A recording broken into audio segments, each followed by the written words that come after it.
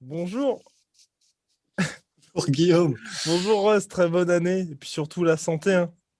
c'est le plus important, la santé, les proches, la famille, voilà, tout ça, tout les, ça. les amis, puis on te souhaite toute la réussite possible cette année. Bien, alors aujourd'hui on va Au Liban. parler actu en sort, donc on va parler des actus du moment en MMA, et notamment John Jones qui a accordé une interview à Bleacher Report, et dans cette interview-là, il a notamment dit qu'il se voyait rester en heavyweight et que le combat, donc son premier combat sera contre le vainqueur de Stipe Miocic contre Francis Ngannou, qu'il était intéressé par ces deux adversaires parce que bien évidemment extrêmement prestigieux, mais surtout vraiment ce qui est intéressant, moi je trouve, c'est que là, il ne se voit jamais. Enfin, pour l'instant, bien évidemment, l'argent pourrait le faire redescendre, hein, mais il ne se voit pas du tout redescendre chez les moins de 93 kilos. Et c'est vrai que la manière dont il l'a formulé en plus, c'est-à-dire qu'il y a, là, on est vraiment sur de la sémantique, sur jouer sur les mots, etc. Mais la manière dont il l'a formulé, je crois que c'était vraiment quelque chose comme je n'ai aucune envie de revenir en light heavyweight pour quoi que ce soit. Enfin, il l'a dit d'une manière qui était quand même très, très définitive et décisive. Et en fait, il aurait très bien pu dire maintenant que je suis en poids lourd, je ne pense plus au light Ouais. heavyweight, j'ai plus envie, machin. Il a utilisé des termes qui étaient vraiment, qui reflétaient quand même un état d'esprit de tout ça, c'est un chapitre qui est terminé dans ma carrière en C'est fait. ça. Et je trouve ça assez intéressant qu'il fasse pas entre guillemets le truc à moitié. Alors on l'avait déjà dit plein de fois que de toute façon clairement il a l'air de physiquement ne pas le Mais faire à là, c'est moitié. pas de la C'est-à-dire que com. C'est ça qui est. ouais, Enfin, moi, je trouve que c'est bien. C'est de la com. Si, c'est une autre interview, mais ce que je veux dire, c'est que ça ajoute un petit peu plus de poids au fait qu'ils prennent le temps pour monter. Ils prennent le temps pour monter, comme nous, on a pris le temps finalement pour arriver aux 50 000 abonnés. Et aujourd'hui, n'hésitez toujours pas à vous abonner et à liker la vidéo. C'est très, très important pour nous. Mais ce que je ouais. voulais dire En pour attendant Josh. qu'on fixe le prochain objectif. Exactement. Rose va fixer le prochain objectif parce que tout le monde le sait, c'est lui le taulier. Le vrai boss, c'est lui. Du rap game et Bien même du sûr. MMA game. Souvenez-vous de l'anecdote avec Chris Evans. Alors, mon cher, Non, non, non, non, non, non. on poursuit avec John Jones. Donc oui, donc ça veut vraiment dire que là, il prend le temps parce qu'il est dans cette catégorie lourd pour y rester finalement. Ouais, c'est ça. Et on va simplement le rappeler très vite, mais pour ceux qui n'auraient pas entendu, en fait, il prend son temps, et c'est-à-dire qu'il est vraiment en train de se construire un corps de heavyweight. Et là, il est alors je sais plus, on avait calculé la dernière fois, je crois que c'était 106 ou 108 kilos, je sais plus exactement, 108, peut-être un petit peu 108 moins. kilos. 108, c'est ça. Et il avait déjà effectivement été à 108 avant, entre ses combats, mais on le rappelle, lorsqu'il était à 108 avant ses combats et entre ses combats quand il était champion, Ouais. c'était 108 kilos, mais en mode tiramisu, fraise des bois et comment dire, et n'importe quoi, tu vois. Enfin, et encore que fraise des bois, c'est très bon. Oui, ouais. Mais vraiment, il bouffait n'importe quoi. Et il était Ouais. vraiment en mode complètement se laisser aller. Et on le sait, que ce soit niveau bouffe ou niveau tout le reste, il se laissait complètement aller Tout le entre les reste. combats. Et c'était, je n'en dirais pas plus, mais voilà, comment dire, il se laissait complètement aller. Donc c'était Ouais. 108 kilos, mais comme quelqu'un qui pèse 70 kilos quand il fait du sport, il fait n'importe quoi, il arrive à 80. Enfin, Mhm. c'était pas du poids de qualité. Tandis que là, ce qu'il est en train de faire, c'est il est à 108 kilos, mais c'est uniquement du poids de qualité, du muscle de qualité. Là, par exemple, s'il se laissait aller maintenant, probablement qu'il serait peut-être à 113, 114. C'est Donc ça. c'est vraiment une vraie montée crescendo, étape par étape et dans les règles de l'art. Et c'est ça qui fait plaisir, c'est qu'effectivement, là maintenant, il laisse tout ce côté light heavyweight derrière et Ouais. il se prépare effectivement vraiment sérieusement à rivaliser physiquement ou autant qu'il le peut avec les poids lourds les plus dangereux du game, quoi. Wow. Ah, mais après, là, ça, pour le coup, moi, ce qui me surprend, parce que je ne le voyais pas rester chez les heavyweights, je pensais que c'était vraiment juste une parenthèse et puis le côté un petit peu opportuniste, parce que c'est vrai que là, il y a des beaux combats pour lui. Il y a aussi cette perspective, mine de rien, qu'avec Israël Adesanya, la catégorie light heavyweight reprenne un petit peu De de poil la de la vie, tout bête, simplement, du prestige, ouais. exactement, tout ça. Mais là, le fait, tu vois, qu'il y reste, il a quand même seulement 33 ans, John Jones, même si on sait que les années, quand tu combats, bien évidemment, je vais pas dire compte double, mais c'est quasiment comme les chiens, ça compte. Regardez José Aldo, voilà, ça fait. Comme les il a, yinches. il a beau, exactement, il a beau être très jeune, mais mine de rien, le temps fait son effet. Donc, John Ouais. Jones a 33 ans aujourd'hui, mais c'est vrai qu'il y a ce combat-là contre Francis Ngannou, Stipe Miocic. Ensuite, tu vois, ou même, enfin voilà, on va dire, c'est les deux vrais gros tauliers qui sont là. Mais avec la retraite de Daniel Cormier, en fait, moi, personnellement, je trouve vraiment qu'il n'y a pas grand monde pour lui. Parce qu'on en parlait. Aujourd'hui, Curtis Bates, pour moi, il a beau enchaîner 10 victoires consécutives. je vais pas dire que jamais ça ne se fera, mais on revient dans un John Jones light heavyweight qui est obligé en fait de combattre des contenders, des challengers obligatoires et le mec qui est le mieux classé. Et il l'a dit, et c'est en partie pour ça qu'il monte chez les heavyweights, il a plus envie en fait d'avoir une carrière comme ça où il affronte juste le gars qui est classé numéro 1 et que ça ne l'excite pas. Et aujourd'hui, pour moi, il n'y a que 2 combats chez les heavyweights qui l'excitent, et on en parlait aussi dans le podcast précédent. Cyril Gane, ça pourrait peut-être arriver, mais il va aussi falloir un petit peu de temps, tu vois. Ouais, en fait, après, mais ce que je me dis, je pense que John Jones, la manière dont il se voit maintenant, vu les choix de carrière qu'il fait, les mots qu'il utilise, je pense qu'il est vraiment dans une optique de presque 2 ans un combat max. par an. Ouais. Ouais, voilà, mais c'est ça. Mais vraiment, je pense qu'il a encore peut-être 3 combats dans sa carrière, mais il veut que ce soit uniquement des combats significatifs. Ouais. Et je pense que du coup, à mon avis, la manière dont peut-être il conçoit les choses, et ça aurait du sens, je trouve, là où il en est dans sa carrière, c'est donc le vainqueur de Stipe contre Francis Ngannou. Ça, comme ça, il bat, entre guillemets, le champion, le champion régnant, la terreur actuelle des poids lourds. Je pense qu'il est déjà en train de réfléchir aussi, et c'est pour ça qu'il n'a aucune envie de redescendre. Il se dit, de toute façon, Adesanya viendra me chercher même en poids lourd. Ouais. Je pense qu'il compte là-dessus. Et je pense qu'il voit, donc, comment dire, le poids lourd dominant actuel. Et en plus, si c'est Stipe, c'est un des meilleurs de tous les temps, donc c'est tout bénef. C'est parfait, ouais. C'est parfait. Ensuite, je pense qu'il se dit, je bats Adesanya, s'il bat Jan Blachowicz, qui était en route pour devenir le GOAT, donc je bats un potentiel de second GOAT.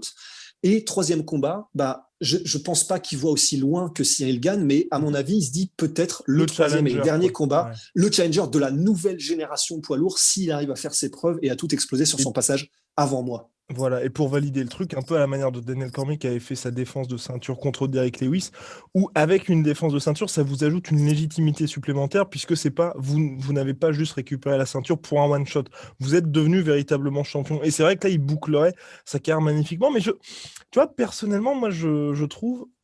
J'attends de le voir, bien évidemment, sur son premier combat heavyweight, mais je pense qu'il a encore beaucoup à montrer, tu vois, John Jones. Il a encore beaucoup à montrer, et tu vois, même aussi bien dans ses entraînements que dans ses déclarations, tu vois, même si là, il dit qu'il ne veut que des gros combats, finalement, je pense pas qu'il soit rincé, tu vois.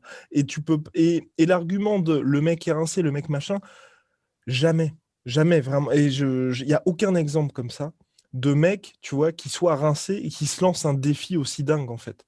Parce que les mecs qui sont rincés, qui vont soit revenir dans le sport, soit revenir dans tel ou tel truc, vous pouvez voir à des milliers de kilomètres que ça pue la thune. Et quand je dis que ça pue la thune, John Jones, s'il était effectivement rincé, enfin, dans le sens, si même lui pas savait qu'il était rincé, mais il aurait juste attendu sagement Israël Adesanya en light heavyweight. Là, il aurait pu très clairement se dire, je garde la ceinture, et j'attends qu'Israël monte parce que de toute façon, c'était le plan depuis un petit moment. Et l'UFC savait très bien qu'au début de l'année, ils allaient faire ce combat-là. Et donc, John Jones, il aurait effectivement combattu année après année. Et le combat Adesanya Jones, je ne vais pas dire que ça fait plus d'argent que Jones Ngannou ou Jones Miocic, mais mine de rien, financièrement, ça se tient énormément. Donc, vraiment, moi, personnellement, je me dis, et surtout en plus avec ce que tu dis là, un combat par an pour John Jones, tu vois, je pense qu'il a vraiment beaucoup à offrir. Et puis, mine de rien, même s'il y a eu les fêtes, après, c'est vrai que ça, c'est un effet qui est les fêtes et le fait que jusqu'à maintenant, John Jones, en dehors des périodes de combat, il ne s'entraînait pas. Mais mine de rien, tu vois, depuis 2015, il est sur un combat par an seulement, tu vois. Un combat par an, et il y a juste eu une guerre, donc c'est celle contre Dominique Reyes. Le reste du temps, il n'a pas roulé sur ses adversaires, bien évidemment, mais aussi bien contre Thiago Santos que Anthony Smith, c'était pas des combats où il a été énormément marqué à la fin. Donc, moi, je serais un petit peu triste, tu vois, quand même, s'il part aussitôt. Ouais, c'est vrai, d'autant plus que c'est vrai que pour les gens qui disent qu'il est rincé, je vois par quel angle ils prennent le truc, mais j'ai un peu de mal à... Lorsqu'on fait une comparaison simple avec des mecs qui, unanimement, on peut dire qu'ils sont rincés, et c'est pas leur manquer de respect, c'est simplement un fait. Par exemple, un mec comme BJ Penn, qui est sur 57 défaites d'affilée au plus haut niveau. Bon, il y a un moment, et maintenant il commence même à prendre des KO parce que dans la vie et dans la rue, etc. Là, c'est un gars, tu te dis, bon, il est sur tellement de défaites d'affilée, il a clairement plus le niveau. Lorsqu'il entre dans la cage, il y a 4 niveaux d'écart. Il a eu sa période de gloire, c'est un des meilleurs que l'Octogone n'ait jamais vu. Il a fait des trucs que personne n'a fait, mais maintenant, il n'a plus rien à offrir. La différence entre un mec, enfin, je sais même pas si on a besoin de la faire, mais entre un mec comme BJ Penn et John Jones, elle est quand même flagrante. C'est-à-dire que John Jones, il y a ce côté, jusqu'à Dominique Reyes, sans trop se fouler et en se tournant un peu les pouces quand même, il arrivait à dominer ses adversaires. ok, il les finissait pas, mais enfin, clairement, tu sentais qu'il y avait un côté. Non, mais surtout, Bon, ça s'arrête quand, tu vois. bah Enfin, non, mais. et là, le fait effectivement que donc il a toujours pas perdu, c'est-à-dire que c'était une guerre contre Dominique Reyes.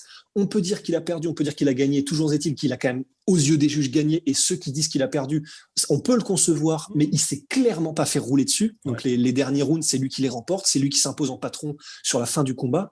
Donc je vois pas comment est-ce qu'un mec pourrait être qualifié de rincé lorsque, avec toujours, donc sachant qu'il est toujours champion, parce que BJ Penn, on parle de BJ Penn, il y a très Ouais. longtemps qu'il n'était pas champion, même pour ses défaites, etc. John Jones, il est tout le temps champion, il est tout le temps en train de combattre ce qui se fait de mieux sur la planète, et contre Dominique Reyes, il a effectivement un peu galéré, même si c'est lui qui a remporté la fin du combat. Pour moi, je vois pas à quel moment est-ce qu'on peut dire qu'il est rincé. On peut dire qu'il est moins incisif qu'avant, on peut dire qu'il est peut-être, il respire moins la force, la puissance, etc.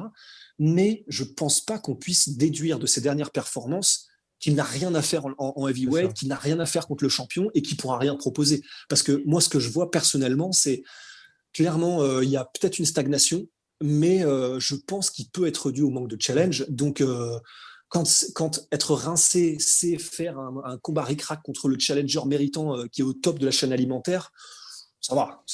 Il y a pire comme rinçage, quoi.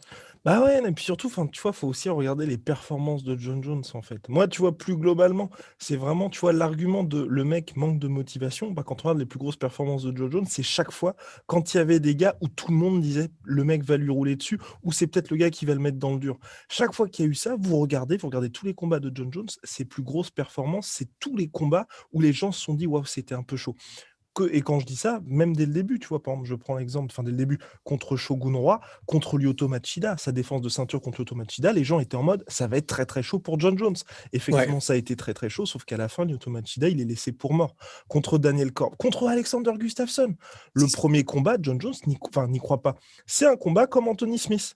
Personne ne l'attend. C'est d'ailleurs son pire résultat à John Jones en carrière en pay-per-view, le combat numéro 1, parce que c'était un Suédois qui arrive, ok, il avait une série de victoires, mais ça n'intéressait personne. John Jones ne s'était même pas entraîné, il a galéré. Par contre, la revanche, qui a eu lieu le 30 décembre 2018, c'était hier, quoi, quasiment. Bah, la revanche, il l'a démonté. Il l'a démonté. C'est même au-delà, c'est qu'il a prouvé que Gustafsson n'avait même pas sa place dans la cage avec lui. Et c'est vrai que c'est ça qu'on voit. Et c'est ça qui est assez intéressant, effectivement, avec John Jones, c'est que non seulement il fait ça, par exemple, avec Gustafsson lors de la revanche, ou Même avec Daniel Cormier lors Cormier de 2. la revanche.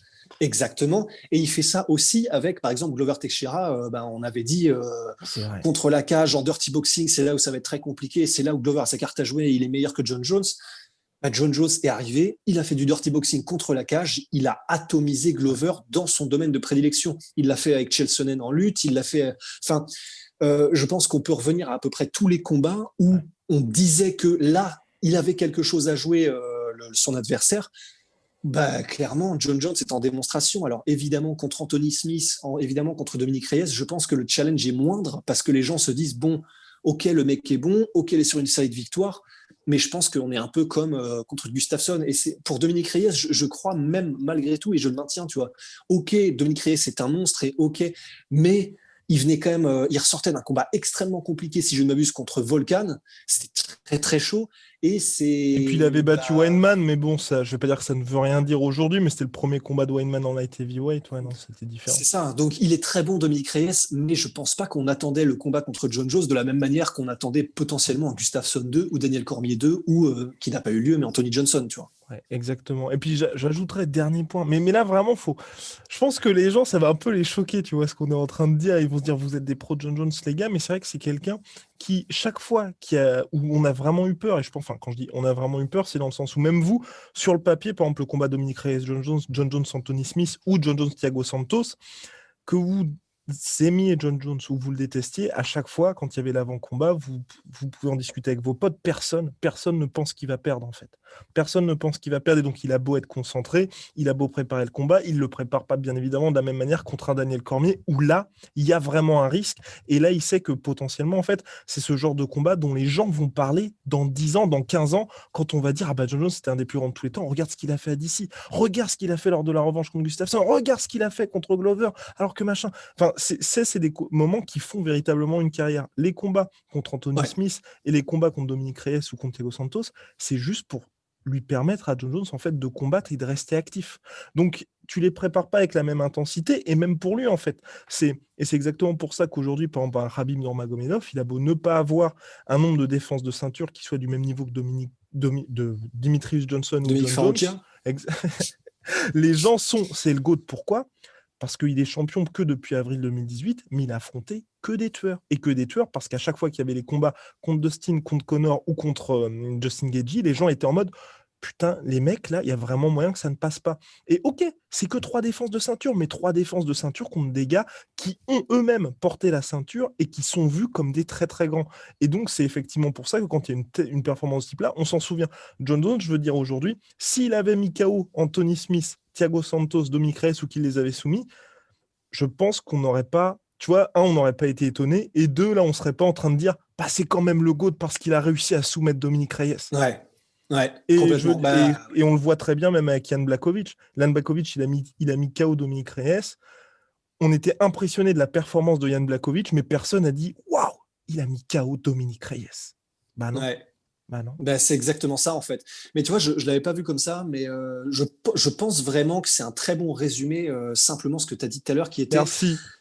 Qui était. Non mais vraiment, parce qu'en fait, je l'avais pas formulé comme ça dans ma tête, mais en fait, c'est ce qui a le plus de sens de le dire comme ça et de dire que, comment dire, les combats contre Daniel Cormier, contre Gustafsson, etc., c'est des combats où s'il les gagne, ça veut dire quelque chose pour sa carrière, pour son palmarès, pour sa légende. C'est vrai qu'on peut dire ce qu'on veut, et vraiment, là, vraiment, j'ai du mal à croire que quelqu'un pourra nous contredire sur ça. Comme tu l'as dit, battre Anthony Smith, Thiago Santos ou Dominic Reyes, ça n'apporte rien. Ça n'apporte rien à ta légende, ça n'apporte rien à tes petits-enfants en parleront pas, tu vois. Alors que c'est vrai que la revanche contre Daniel Cormier, c'est ce qui fait que sa carrière, c'est des moments iconiques en fait. Tu peux pas vraiment, je pense, avoir de moments iconiques contre Dominic Reyes, contre la carrière de Demetrius Johnson. La carrière de Demetrius Johnson. Ouais, c'est ça. Parce que le moment iconique, par exemple pour Gustafsson, je ne sais pas si on peut dire que le premier combat est iconique. C'est un combat qui est extrêmement disputé et c'est un combat dont tous les gens se souviennent. Mais je pense que ce qui marque plus les esprits lorsqu'on réfléchit à une discussion de John Jones, le plus grand de tous les temps, c'est bon. Il y a le premier combat parce que déjà, ce qui est quand même assez fort, c'est que c'est au 5e round que ça se joue et c'est là où on voit que John Jones a une mentalité de champion en fait. Donc il y a ça, ce fait de combat là. Mais c'est surtout le fait que, un peu à la manière en boxe anglaise de Maidana Mayweather 2, c'est la revanche en fait. Il y a le premier combat serré, il y a une revanche, et en fait, c'est là où tu te rends compte que, ah oui, d'accord, en fait, il y en a un, il est juste là, et l'autre, il est très haut, mais il est là. Et c'est là que ça se joue. Entièrement d'accord. Je suis entièrement d'accord, mon cher. C'est ce qui fait. Voilà. De toute façon, on aura toutes les réponses lors de sa montée en heavyweight, enfin lors de son premier combat en heavyweight. Mais c'est pour ça, vraiment, moi, personnellement, je n'enterre pas John Jones. Et surtout, gardez bien à l'esprit ça. Mine de rien, là, il prend un risque énorme, en fait. C'est pas, là, que ce soit Stipe Miocic ou Francis Ngannou, il risque de se faire mettre KO et il risque aussi, surtout, John Jones, c'est un gars qui est détesté par énormément de personnes. Il répond à plein de tweets et on sent que lui, aujourd'hui, ce qui lui permet justement de rester au-dessus de la mêlée malgré toutes les controverses, c'est son bilan sportif, à la manière de Floyd Mayweather, si vous voulez. C'est un gars, il a autant de fans que de mecs qui le détestent, sauf que Floyd Mayweather, il a ce 50-0. Et on peut dire ce qu'on veut sur Mayweather, il a ce putain de 50-0 et il a affronté un nombre de champions incalculable. John Jones, là, s'il perd en heavyweight, les gens vont oublier tout ce qu'il a fait précédemment. Donc, certaines personnes vont quand même garder ça à l'esprit, mais les gens vont pas pardonner, ils vont pas être en mode « Ah c'est parce qu'il était chez les lourds ». Non, là, il aura aucune excuse parce qu'il a pris le temps, il a gagné, il prend un risque énorme. Et en plus, j'ajoute quand même qu'il ne fait justement pas le côté qui aurait peut-être été un petit peu logique, à la manière de Conor McGregor quand il est revenu contre Donald Cerrone, c'est d'avoir un combat justement pour un petit peu tâter le terrain, voir si ça va lui aller comme catégorie de poids, si justement après toute cette absence, il va être à l'aise. Non, direct là, le mec, vous avez un an premier combat dans la catégorie, c'est soit tu as le plus gros monstre qui existe et qui est jamais foulé la cage, soit le plus grand champion de l'histoire de l'organisation dans cette catégorie. Bon. Ouais, ça va, le challenge mérite quand même un peu le respect. Voilà, non mais franchement, c'est monstrueux. Et c'est pour ça que, évidemment, c'est monstrueux ce que fait Israël Adesanya, mais il affronte Jan Blachowicz. C'est pas direct, tu affrontes en light heavyweight, tu affrontes John Jones, le mec qui est là depuis 15 piges et qui t'attend tranquillement en mode bah, vas-y, viens tranquille, on va Ouais. voir ce qui va se passer. Donc c'est pour ça que moi, vraiment personnellement, j'attends ça avec impatience. 2, on va vraiment savoir. Et puis 3, voilà, ce sera un combat, pas comme TJ Dillashaw quand il est descendu en flyweight ou Max Holloway quand il est monté chez les lightweight. Là, on a vraiment quelque chose qui, sur le papier, se passe dans les meilleures conditions possibles avec quelqu'un qui prend le temps et justement on enlèvera tout ce facteur et c'est pour ça que moi j'adore ce qui se passe en ce moment avec l'UFC qui lui laisse le temps, il enlève la ceinture et tout, où il n'y aura pas d'excuses. Bien évidemment, le gars peut se blesser, mais sur le papier, on peut avoir un John Jones en vrai heavyweight au maximum de ses capacités et de sa motivation. Voilà. Et là, voyez, là pour le coup aussi, il pourra pas nous sortir après, tu sais, genre en mode ouais, c'est vrai, avec tout ce que j'ai accompli, j'avais peut-être pas. Non. Là, avec tout ce qu'il a dit, c'est Ouais, parti, quoi. ouais, c'est ce qui est assez couillu effectivement en fait. Et c'est vrai que j'aime bien ça aussi. C'est ce que disait Ryan Hall, qui est alors bah, pour ceux qui connaissent effectivement un peu qui sont un peu hardcore et Dieu sait qu'on en a Bah oui. dans ceux qui nous regardent et nous écoutent. Mais Ryan Hall qui est combattant UFC et qui est un mec que personne ne veut affronter. Ouais. Et c'est un gars qui est brillant en dehors. C'est un mec qui est spécialiste du jiu-jitsu brésilien et en particulier Battu des clés de BJ jambes. Penn, eh oui. Il a battu BJ Penn, mais en un clin d'œil à la Lucky Luke Exactement. avec un superbe C'est clé de talon, nibar, je je crois. crois. Non? Clé de talon, Ouais. si cher à Fernand Lopez. Et en gros, ben, il avait dit, c'est un petit peu cette mentalité de soit tu as une mentalité de champion, soit tu l'as pas, mais ça se joue sur des choses comme ça. C'est ce que disait Ryan Hall. Il parlait pas de John Jones, il parlait juste en général de les gens qui se fixent un objectif et en gros qui ne se donnent pas à fond parce que du Ouais. coup ça te permet, si jamais tu rates, de dire ouais mais je m'entraînais pas à fond donc ça va. Et si tu réussis, tu peux dire ouais disons j'ai réussi alors qu'en plus je m'entraînais pas complètement. Mais en gros Ryan Hall dit tu peux faire comme ça, tu peux voir la vie comme ça. Mais ça, c'est pas une mentalité de champion, c'est Ouais. pas une mentalité qui fait que tu vas te respecter à la fin et qui fait que tu vas pouvoir tâter les sommets en fait. Ceux qui peuvent tâter les sommets, c'est ceux qui y vont à fond et qui, ok, si jamais ils n'y arrivent pas, bah, ils n'ont aucune excuse. Et si jamais ils n'y arrivent pas, c'est qu'ils ont été trop courts. Si jamais ils C'est n'y le arrivent pas, c'est visage. que bah, c'est coup de tête balayette moldave. Mais du coup, s'ils ne peuvent pas, il n'y a pas d'excuse. Donc, mais les enjeux sont beaucoup plus dramatiques, mais au moins, c'est une manière de voir la vie de champion, en fait. C'est, bah, ok, il y a un objectif et je vais tout donner et je vais ne rien laisser au hasard. Et comme disent les Saxons, je vais pas laisser de pierre non retournée. Mais, et comme ça, au moins, bah, voilà. En revanche, pour nous, c'est tout bénef. Parce qu'on sait qu'on a un champion, on sait qu'on a quelqu'un qui va arriver au maximum de ses possibilités pour le challenge qui s'est fixé. Et c'est quand même, ça régale, quoi. Évidemment, l'excitation est à son maximum. Normalement, John Jones arrivera été 2021. Mon cher Host, on devait parler d'autres sujets, mais là, franchement, avec tout ce qu'on a dit sur John Jones, j'ai envie qu'on lui dédie cette Oui, actu en sueur parce que, bon, voilà. ouais. Hein, on est Oui, d'accord? je suis d'accord. Oui, je pense qu'on a bien déboisé et je trouve que ce serait un peu étrange que de continuer sur des petites news. Exactement. Voilà. Et, la vérité sort de la bouche de Rust. Alors, big shout out à My Sweet Protein, moins 20% supplémentaire sur les 60% déjà de réduction. Magnifique. My Sweet Protein avec le code La Sueur, moins 10% sur tout Venom avec le code La Sueur. On se retrouve très vite pour de nouvelles aventures. Merci pour votre soutien absolument énorme et une Ouais. très bonne année et surtout la santé.